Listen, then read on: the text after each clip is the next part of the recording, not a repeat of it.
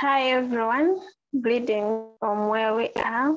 Can be good morning, good evening, or good afternoon, depending on where you are. Welcome to this webinar, Youth Engagement. My name is Tisungane Sitima, Youth Advisory Board member. I'm also a Section Reproductive Health Rights Champion from Malawi. Once again, welcome to this webinar.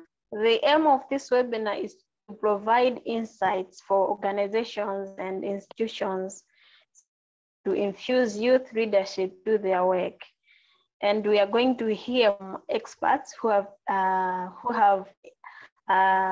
experience working with the youth and Global Early Adolescent Study from different countries. So we have Kara. Kara is from Johns Hopkins University, and will introduce herself when her time comes. We have Jakevia Green from Institute of Women and Ethnic Studies, and we also have Effie. Effie is from Malawi and from Kamuzu University of Health Sciences. We also have Zuo Shanghai. This is Shanghai Institute for Biomedical. To talk about myself, as I've said, I'm a Global Youth Advisory Board member, and I'm also a chairperson in a local board in Malawi, which is called National Youth Advisory Board. And I'm also a Section Reproductive Health Rights Champion from a certain group of young leaders.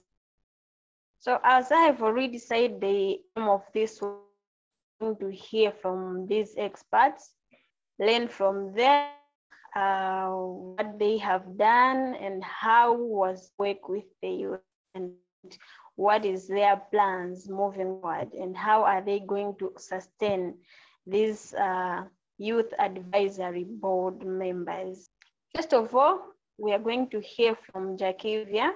Jakevia, introduce yourself to the audience and also tell us your experiences in working with youth young leaders. Thank you, Tisungane, for kicking us off. Give me just one moment to share my presentation. Okay, I think we are good. Hello and warm greetings, colleagues. I am Jakevia Wheeler, and I am the Director of Programs for the Institute of Women and Ethnic Studies, also called IWES, located in New Orleans, Louisiana, USA. IWES was one side of a handful of GEAS collaborators awarded a Meaningful Youth Engagement Award in 2020 to convene a group of youth to serve as a National Youth Advisory Board with 1 to 2 representatives that would ultimately move on to serve among the GEAS Global Youth Advisory Board. A little bit about the organization I represent.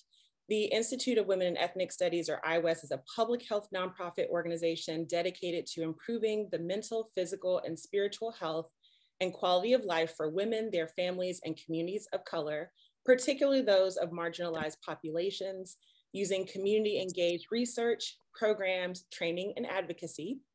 Pillars of our work include adolescent health and positive youth development, HIV and STI prevention and linkage to care, maternal and child health, mental and emotional well-being, and community resilience. We also have an internal research and evaluation division, which houses our GEAS main study and sub-study activities, as well as an internal media and communications team. We design our National Youth Advisory Board youth engagement experience as a school year-long internship experience in which youth received a series of developmental workshops to ultimately develop a participatory action research project amplifying local GEAS findings. Recruitment for this experience included mass SMS texting to our GEAS cohort using a platform called TextIt. There was also an email blast to the cohort and their parents. We sent a description of the goals and aims for the NYAB, along with a link to a short application programmed in Google Forms. And once the application period ended, youth applicants were interviewed by a duo of project staff. 7 interns were selected. They ranged in age from 14 to 16 years old. They were original participants of our GEAS main study and had aged a little bit in the program. Of the 7, we had 6 female young people and 1 male. We had 5 that ultimately went on to complete the experience and 2 youth that ultimately contributed to the GEAS Global Youth Advisory Board. We certainly had a number of goals for the NYAB experience, but quickly determined that we needed to scale down our expectations of the youth to make the experience more manageable, again, as they were in school. And I'll tell you a little bit more about things that we had to adjust. But our primary goals for this group were to support development of their personal leadership and skill building and conducting research, to help them identify and support their interest in an area of adolescent health, to help them devise research questions, explore data collection methods and evaluation methods, and focus their research toward community change and advocacy. Our GYAB members went on to do more to help IWES, our organization, develop and deliver youth-targeted messaging in support of adolescent health and well-being, as well as they collected primary data on how youth perceive gender norms and what might need to be shifted to reduce harm. So this slide is a timeline of workshops and activities focused on skill building for the NYAB experience. I won't go through each of these for sake of time, but our NYAB members received a great deal of development opportunities, many driven to support development of their research skills and advocacy. And there were also additional workshops requested by the young people themselves for their personal and professional enrichment. We originally intended to have a really big event, a youth summit of sorts for youth to present their work, but the young people suggested that we keep things small and focal for the time being. So they each presented their projects to our organization, generated really meaningful dialogue and conversations about how we can increase advocacy around adolescent health. And they ultimately contributed to a public newsletter feature that was circulated to IWES's network of partners, which are local, national, and global. So although we had 2 youth contribute to GYAB efforts, the Global Youth Advisory Board, we had just 1 move on to represent the United States in the GEAS Youth Summit in Bali last year. And I believe Kara is going to be speaking more about that.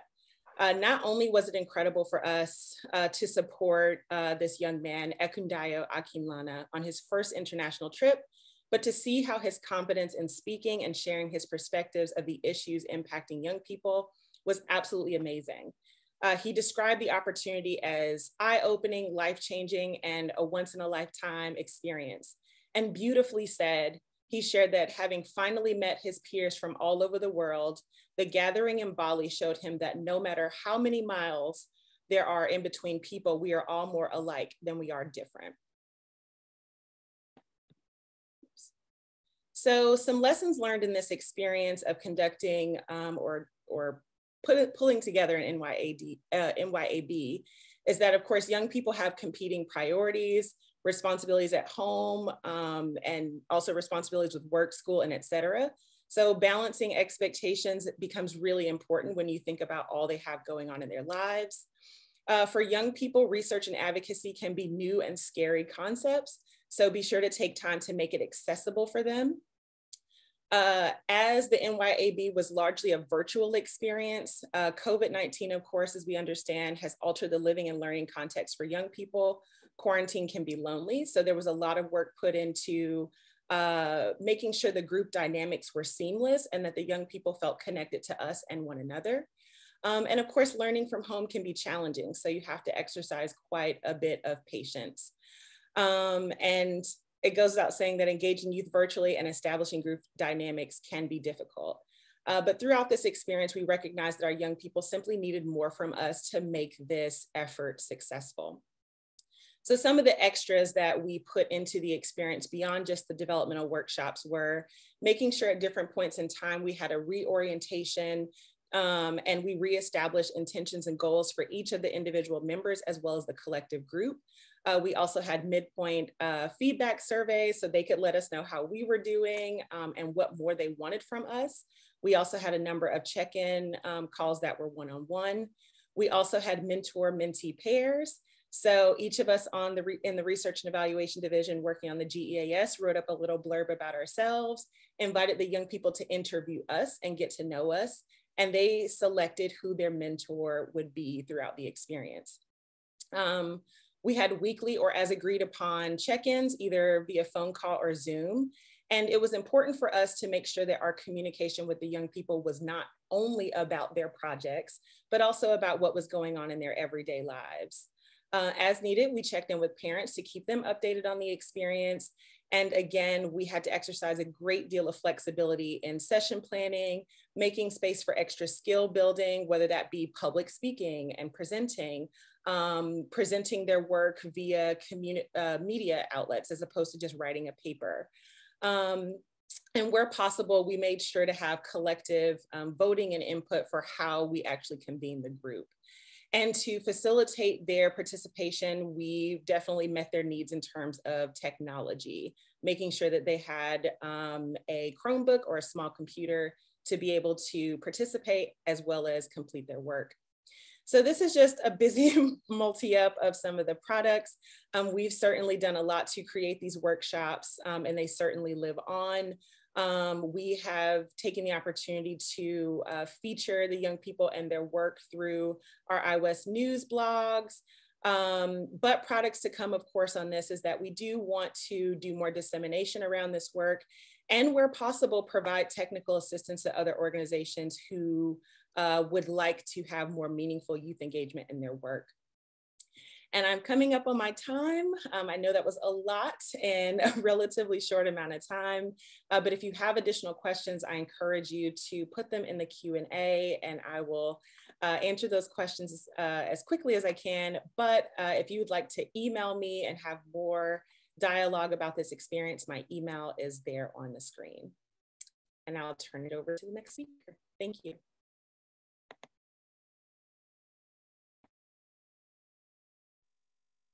Thank you, Jakevia, for your presentation. And we have seen that you have been engaging the youth in every aspect of your activities.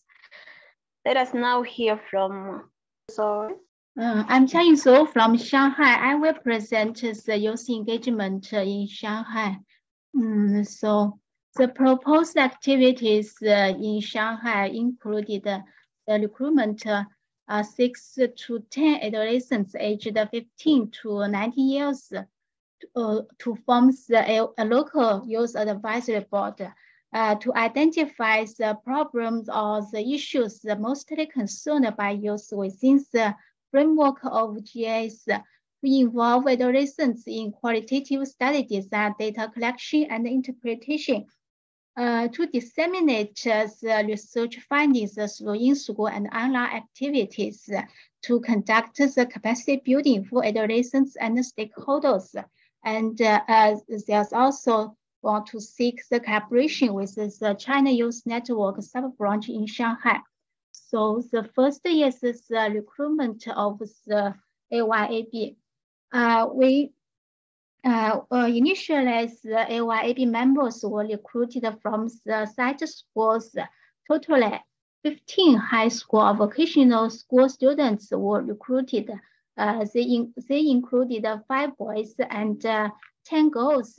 Among them, 6 were from a common high school and 6 were from a vocational high school.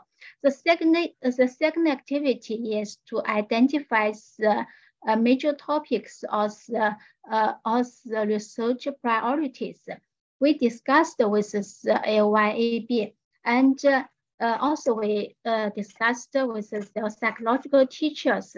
We found that the priority of research are the most concerned by them were mental health, future planning, and peer relationship and school bullying.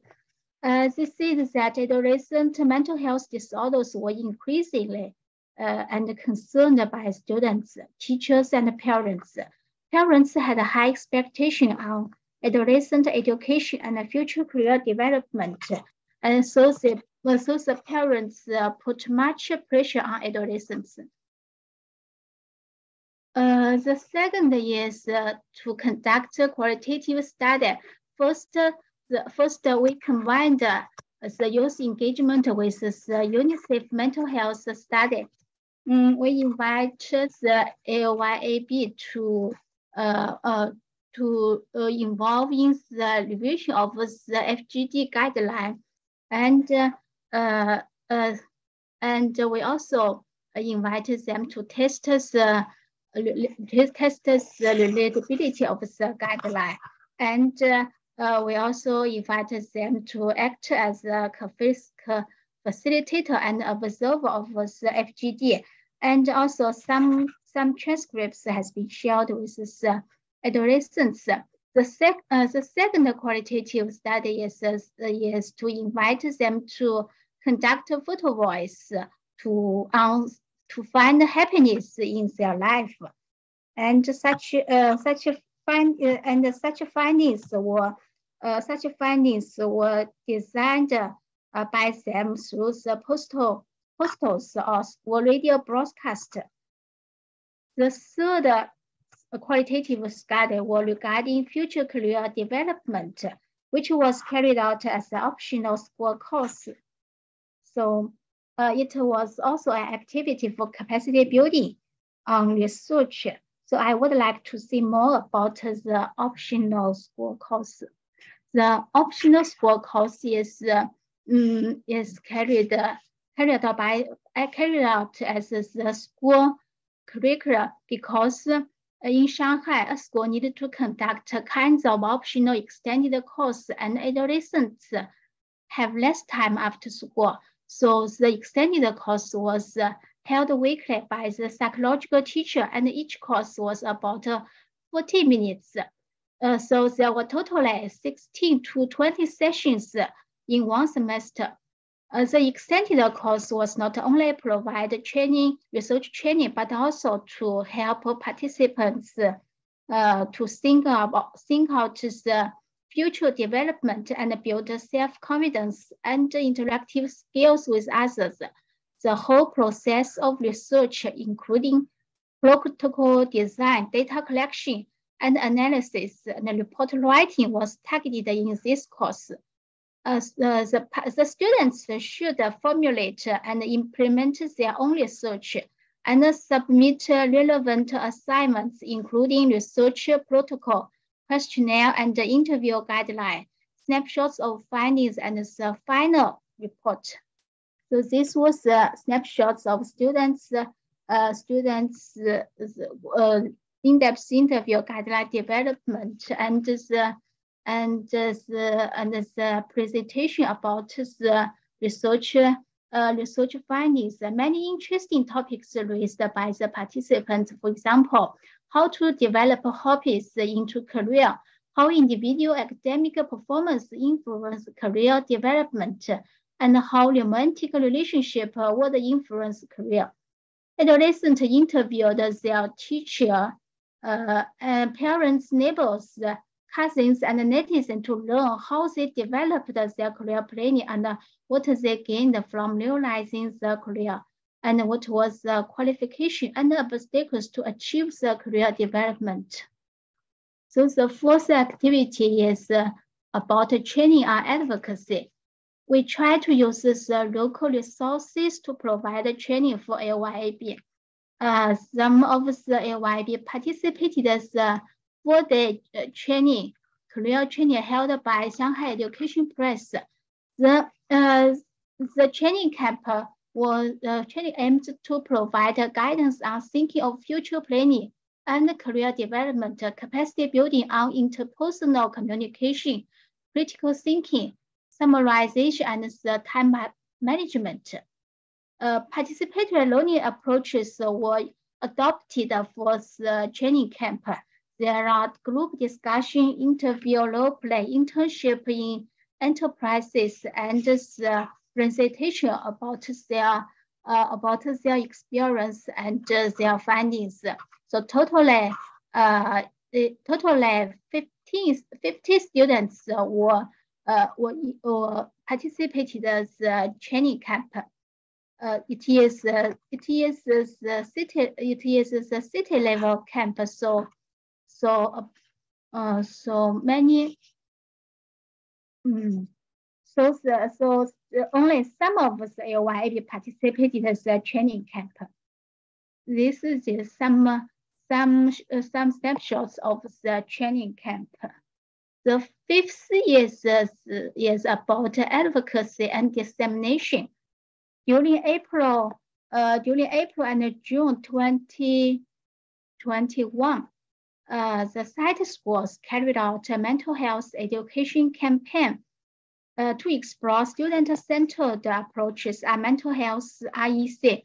The thematic campaign was advocated by the local educational bureau and the municipal adolescent mental health center.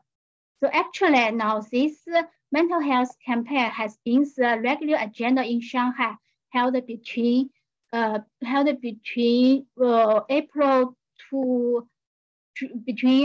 and June each year. Under the support of the school psychological teachers, our AYAB carried out a photo voice to find the little happiness in life and disseminate research finding adolescent mental health through postal design, school radio broadcast, and peer education. The dissemination was carried out also through the social network and such as the official accounts of the schools and the news report on the local educational press. So this is the posters designed by the AYAB. The sixth is the collaboration with the local CYN. China Youth Network is a national youth volunteer organization initiated and organized by China Family Planning Association and supported by UNFPA. They carry out peer education and advocate sexual reproductive health and rights for 10 to 24 years old adolescents. It has sub-branches in many cities and colleagues, including Shanghai. So we invite a university student who also was a key person of the CYN in Shanghai. These university students also act as the GEAS Global Advisory Board member. He took an active role in participating monthly GYAB online meeting. He conducted 10 adolescent IDIs regarding the impact of gender norms on adolescent health.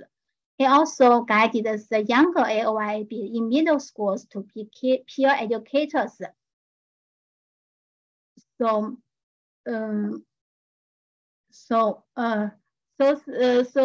the Shanghai, in Shanghai, the youth engagement was conducted at the school. We found that psychological teachers is a great bridge to build a youth-adult partnership. They helped to build essential trust and motivate adolescent capacities and provide timely mentoring and support for adolescents.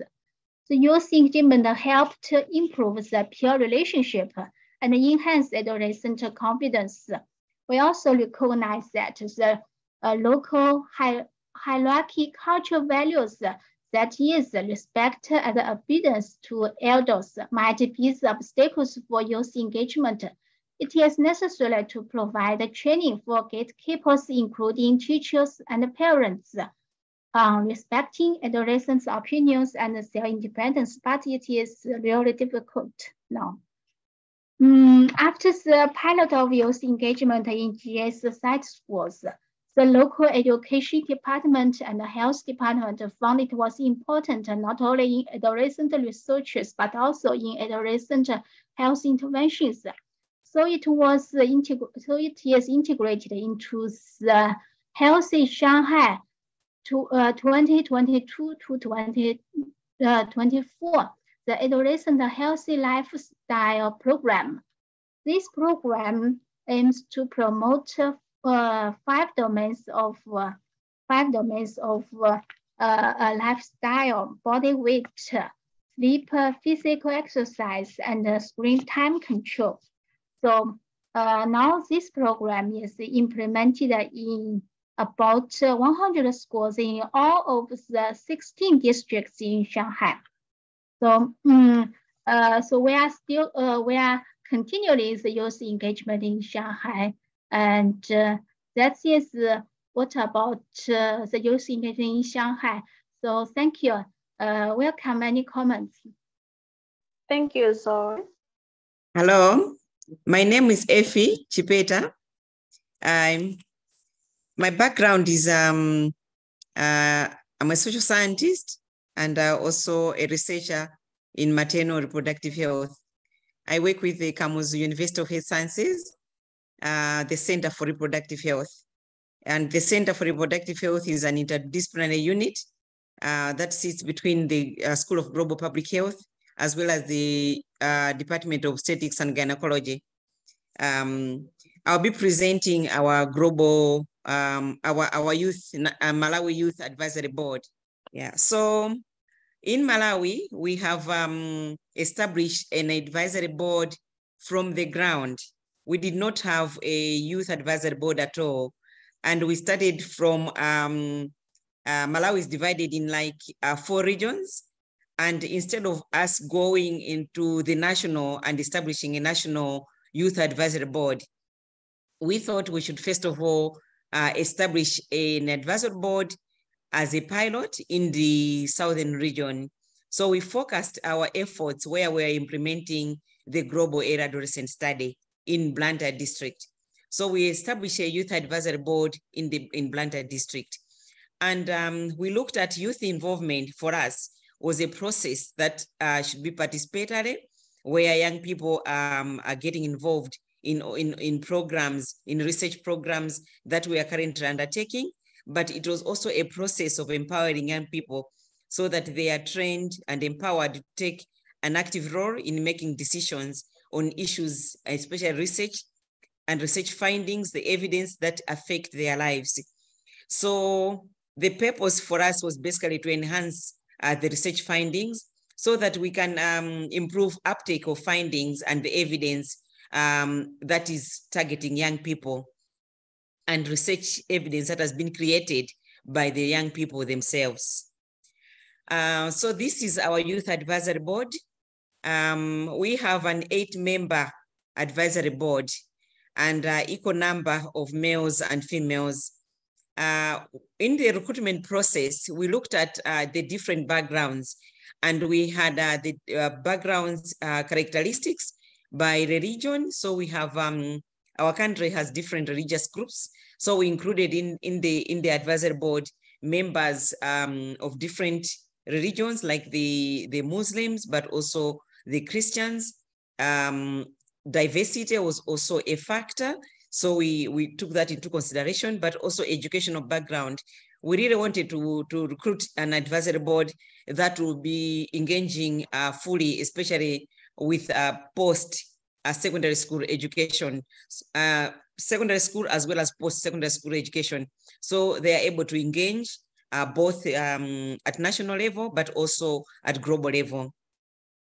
On personal attributes, we also looked at their experiences and skills in leadership, passion to work in the advisory board and to serve fellow young people. We also looked at their enthusiasm and commitment and dedication to serving young people, but also service to their own communities. And you remember from Tisu's introduction, where she talked about herself as a community activist. So she was incorporated in the board because of those skills. Yeah. So we set up a youth advisory board, and the process involved a series of programs. We helped them develop their own standard operating procedure so that they were aware in terms of how do they function. Yeah. So this standard operating procedure was put in place, and it was owned by them because they developed it, and it was their own inputs into what they wanted to do as a youth advisory board. We only, as a project team, we only supported them. And then they were fully oriented to the terms of reference of the SOP and agreed to the scope of work. So our Youth Advisory Board also looked at their own scope of work in terms of what the group would be doing. They also met and agreed in terms of leadership, and they elected their own leader. And as Tisungane also has mentioned, it seems F has a network problem. Kala, can you take over, please? Sure. All right. So I'm Kara Hunersen. I'm from the Johns Hopkins School of Public Health, specifically working on the Global Early Adolescent Study. As you've heard from our other fantastic speakers, all of these local advisory boards were connected to the Global Early Adolescent Study in each of these sites.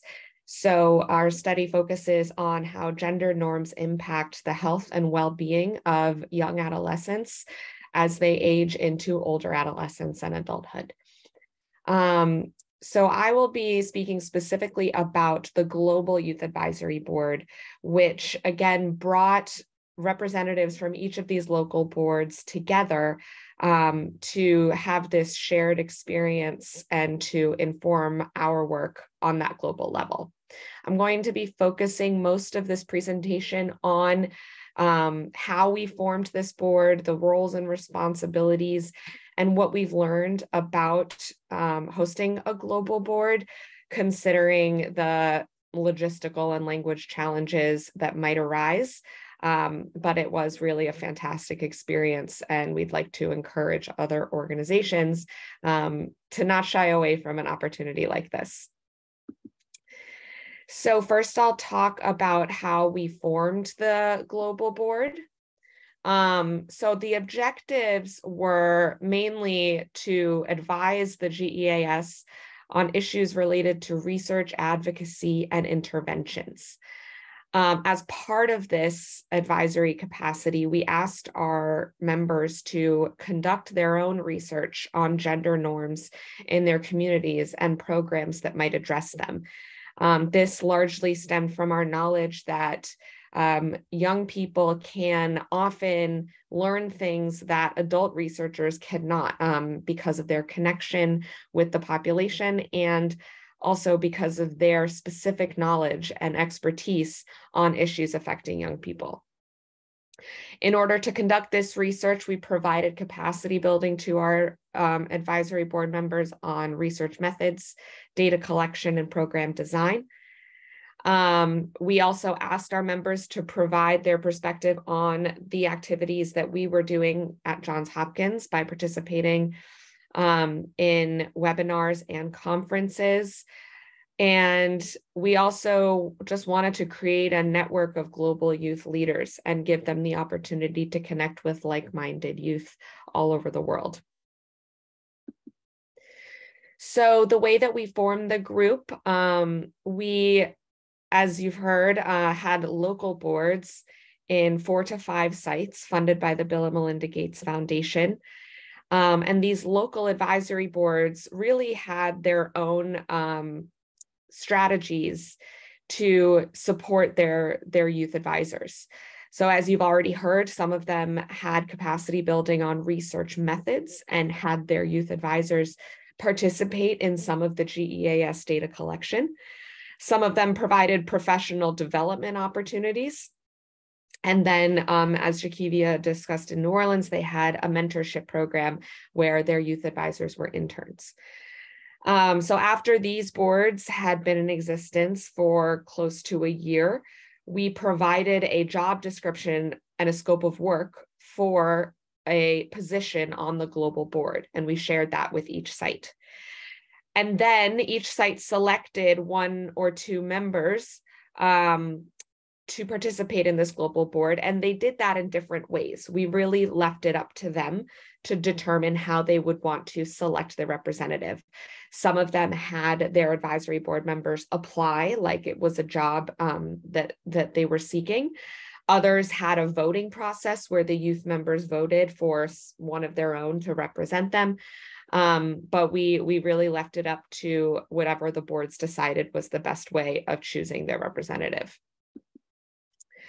And then the responsibilities of the members as listed on that job description were, first of all, they were committing to a 1-year term, and they would have to attend monthly meetings that we hosted online. They would have to actively participate in our capacity building sessions, which were on qualitative data collection, communications, advocacy, storytelling, and program planning. And then for the remainder, we actually divided the 1 year into 2 parts. In that first part, they were conducting that qualitative research that I just mentioned, where they were asked to conduct 4 to 5 semi-structured interviews with peers and write a report on their findings. And then after that first 6 months, in the second 6 months, they were tasked with group projects.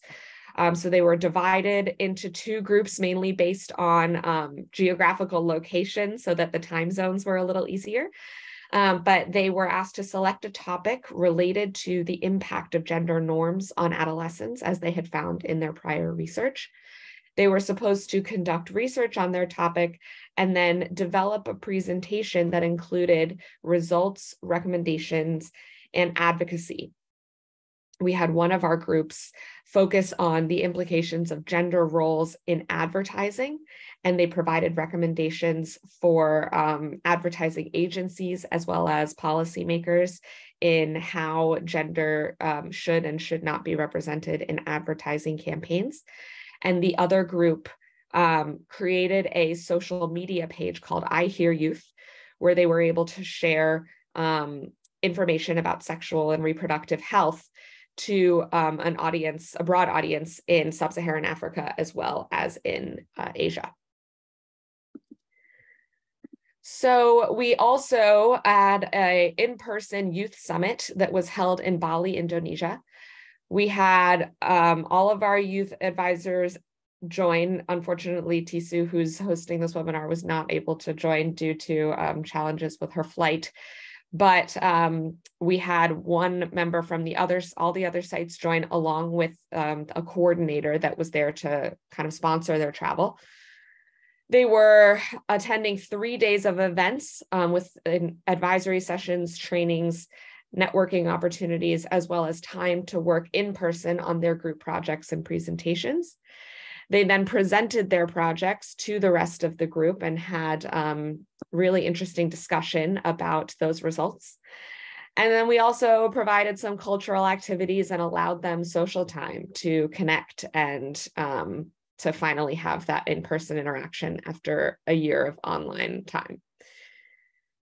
So I'd like to talk a little bit about what we learned about hosting a global board and what went well and what didn't go as well, and things that we would like to improve upon. So first, what works for a global board? We thought it was very important to have an adult sponsor or coordinator to support them in their site. You know, when you have members from so many diverse backgrounds, we did not require our participants to speak English, so some of them needed some support in translation. We felt that it was really helpful to have a their local coordinator who they already knew and trusted that could support them. We also had communication through a social messaging platform, mainly WhatsApp. And we had a group that did not include that adult sponsor. So while we felt that that adult sponsor was important, we also knew that in order to stimulate conversation that felt, less serious in a way, that we should kind of remove that adult supervision and let them have that space that was their own. We also used various forms of technology to facilitate translation. We did have a translator for our French-speaking participants. We also used Google Translate for our Spanish-speaking participant and our participant from Shanghai. And then we also used live captions on some meetings where applicable. That opportunity for in-person interaction in the Youth Summit was really important to kind of build that connection among the group members. We also felt that the group projects gave them a level of ownership and opportunity to showcase their own interests and have them really drive what we were focusing on as a global board. And then we also appointed group leaders who were also members of the board who could set an example and keep other members accountable. And then those youth leaders, one of them was Tisu, who you can see on the left there presenting at the International Conference on Family Planning. And then also Kevin, who was from Indonesia. In terms of things we could have done a little better, I think that the monthly meetings, Zoom meetings are always a challenge, especially when you're trying to make them engaging for young people. And considering our translation issues, I think it would have been better if we had done some more learning at the start to know how we could make them more interactive and more engaging, and have our own members kind of drive that component rather than trying to create that atmosphere from an adult perspective. We should have maybe shifted the timing of meetings to accommodate different schedules. We picked one time that we thought would work for everyone, but obviously, at different times of the year and for different sites, that timing sometimes proved difficult. So, shifting that timing every couple of months might have allowed for more engagement. We could have had advisory sessions more often. We had, a couple throughout the year, mainly because we would have those sessions whenever we had papers or results to share. But if we had done so more frequently, we could have potentially involved those perspectives into the development of some of those results rather than just after we had them. And then also, it would have been great if we could have budgeted for multiple languages to have translated. As I mentioned, we only had a translator for our French participants, or our French-speaking participants, but we had participants who spoke a number of different languages, and I think it would have stimulated even more conversation. So with that, I'm going to leave it now to Tisu to share a little bit about her own experience, but please do ask any questions in the Q&A. I'd be happy to answer. Thank you so much, Kara, for a nice presentation. My experience as Youth Advisory Board member locally, I was a chairperson, and as Effie, we were 8, and four of us were from organizations, and the other 4 were from secondary education. And I was also selected to be in Global Youth Advisory Board. In the Global Youth Advisory Board, we had capacity building trainings. We were trained on data collection, interpretation, communication, and research dissemination, not forgetting advocacy. We were also trained on advocacy. Locally, we had a research. We did data collection in different primary schools. We interpreted the data and sent a report to Kara, as she has already mentioned. And globally, we were divided into 2 groups where we had projects. And my group, we did a project on implications of gender roles in advertising, which was presented in Youth Summit in Bali, Indonesia. Unfortunately, I wasn't there, but I hope my project fellows presented it very well. I had the opportunity to be at the partners meeting in Bangkok, where Global Early Adolescent Study members were meeting. And I also had that opportunity to go to ICFP, International Conference for Family Planning, where I learned a lot of things and also collaborated with different people. that was just in a nutshell of my experience in the Youth Advisory Board, both at global and local level. So we have questions for our panelists. In case the audience also have questions, you can write them down in the Q&A. But for me, I'll give you 1 minute each to answer my questions for the interest of time. The first question goes to Carla. What are some of your strengths and weaknesses? And how does having Youth Advisory Board in your institution help close the gap between those strengths and weaknesses? Thank you, Tisu, for the question. I think it's a really important point. I would say that our biggest strength as an academic institution is our ability to conduct high quality research that leads to really valuable data that can help inform policy and programmatic decisions.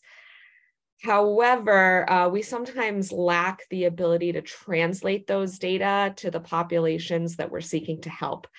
Scientific papers are often not accessible to, a broader audience. And when they are, they're often not written in a way that is useful to young people or communities. So I felt that our youth advisors were really critical in helping us bridge that gap by sharing their perspective on our findings and informing how those findings would actually manifest or impact their daily lives. They were also really critical in helping us learn how to communicate our results directly to youth, using creative new methods and opportunities that don't automatically come to a scientific audience, but are really important to connect with young people that we are, focused so much on improving gender equality among.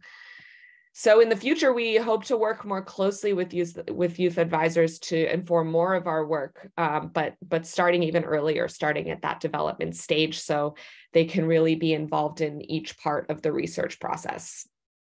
My next question goes to Jakevia.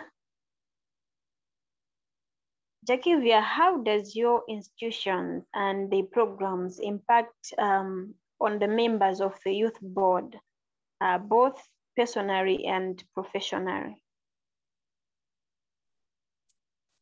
Excuse me, thanks for that question, Tisu. I would say the impact is certainly that the young people had increased confidence with research, with data collection methodology, with interpretation of data. They also reported increased agency to identify and investigate topics of importance to them, which was really important for us. We certainly wanted their feedback on what we had done, but to help them recognize that they also had the tools and the ability to investigate issues of importance to them was really important. Also, members of our NYAB went on to participate in other advocacy efforts. There are two in particular that went on to serve on reproductive health rights advocacy groups. The NYAB is not IWES's only youth advisory board. Ekundayo, our GYAB member, actually served as a youth member of our Community Institutional Review Board, our IRB. So he had the opportunity to vet our youth targeted programming and give us feedback on our messaging and our approaches. And then of course, given the age range of our young people and some of them being at the older end of their teenage years by the time we were doing this experience, certainly there was opportunity for us to support them in applying to other internships and job applications as well as college. And the two young people, including Ekundayo, our GYAB members, are starting college this fall.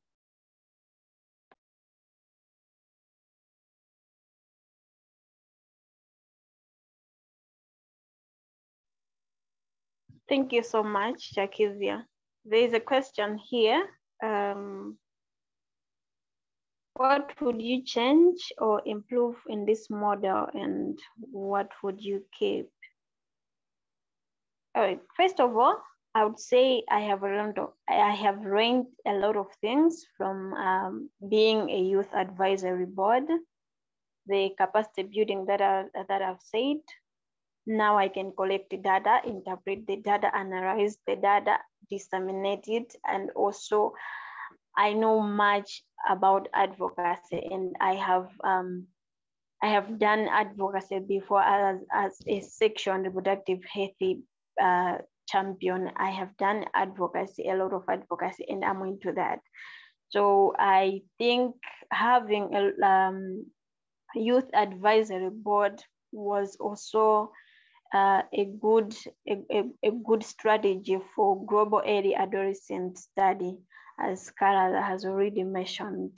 And I would love for this Global Youth Advisory Board to continue. And I also encourage other institutions and organizations to include voices of young people, include them in the decision-making, planning, and everything. Because youth are resources. They have to be used, and they have to bring forth good results in everything that we are doing.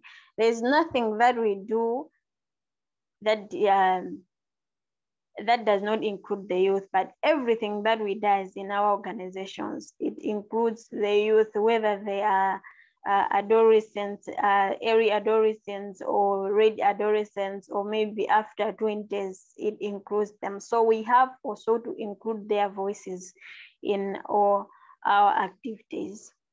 I think that answers your question. Effie is now back. All right, okay. Thank you. Yeah, I'm back. I'm sorry, my internet has been tripping. I'm just so surprised.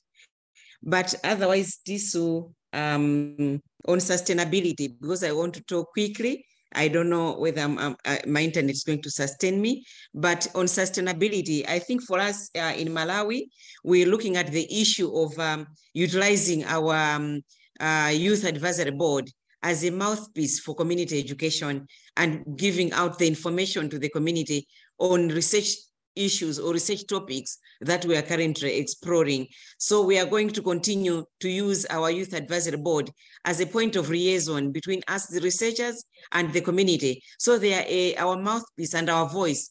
And when we take these young people, they come from communities. And when we bring them back to the communities as researchers, the community is going to listen, because these are the voices of people and young people that are within the community and that belong to the community. And secondly, I want to talk about the issue of utilizing young people in advocacy. In Malawi, our communities still have a number of prevailing myths and misconceptions, especially in relation to conducting research. Whatever research or new interventions that you want to introduce, they would always come up with myths and misconceptions or misinformations around that thing.